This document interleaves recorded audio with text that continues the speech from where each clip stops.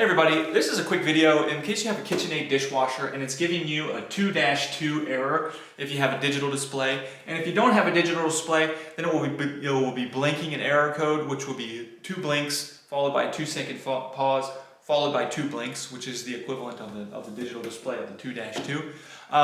And what's happening if you have this error is that the electronics in the interface are not able to connect and communicate properly with the control board. So the first thing to try to do to fix this is to just try to, whenever you get these weird electronic errors, is to just do a hard restart on it by just turning the dishwasher off and disconnecting it from power for a full 5 minutes. So that means either unplugging it from the wall or turning it off at the circuit, leaving it off for a full 5 minutes, then restoring power, turning it on, trying to run a cycle and see if the error doesn't come back.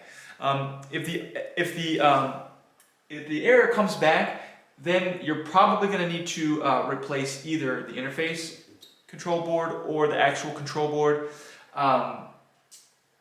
When you get in there, you might find wiring that's disconnected between the two or damaged between the two. But when you get to that, you're really getting into what you need a technician for. But anyways, hopefully just a hard restart will get it fixed.